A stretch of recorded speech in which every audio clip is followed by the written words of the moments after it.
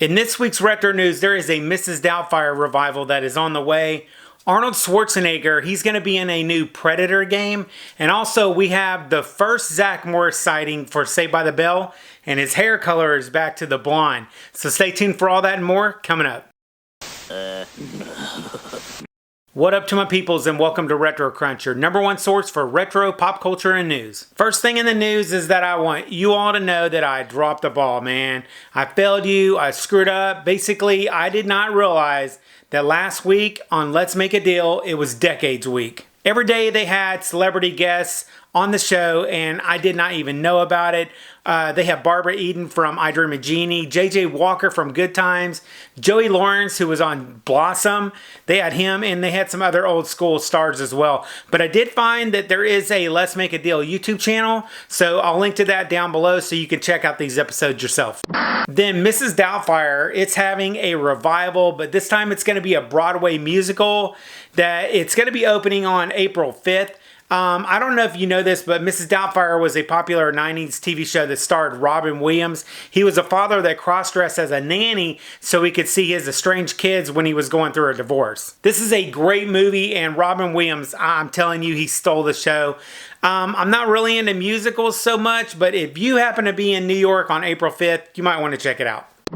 And in an update on Saved by the Bell's revival, we have our first pictures of Zack Morris with his blonde hair. And this is one of the shows that I am most excited for this summer. It's been confirmed that Zack is going to be in at least 3 episodes for this upcoming season, which I'm just glad to see that he's even going to be in the show.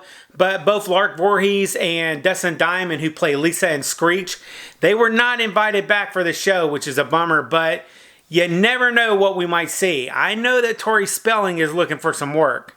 Also, I just found out that at that scene where the Ewoks are in Rise of Skywalker at the end of the movie, we all know that that's Warwick Davis who's playing Wicket. But what is really cool is I did not realize that that was Warwick Davis's real son who was in the other Ewok costume right next to him. So that's very cool. And then moving on to some retro gaming news, there is a new Predator game that's called Predator Hunting Grounds. And it's going to be coming out next month. And the cool news is that Arnold Schwarzenegger, he's going to be reprising his character Dutch for the upcoming game.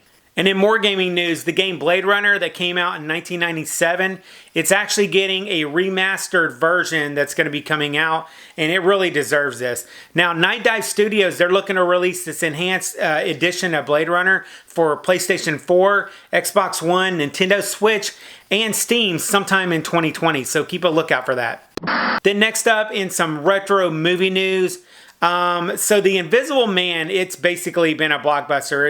I think they spent $7 million making the movie, but it's done really well. Anyway, Universal, they're moving forward with making reboots of more Universal monsters, and Count Dracula is apparently the next one that's on the list. There's a director that's been selected, but that's pretty much all we know so far. And on September 4th, there's a Beatles documentary that's coming out that details the making of the album Let It Be, and it's actually being made by the famous director Peter Jackson. Then if you're into retro news and nostalgia stuff from back in the day, I'll see you in the next video that is right over there. I'll catch you on the flip side, and remember, if it ain't retro, it ain't worth watching.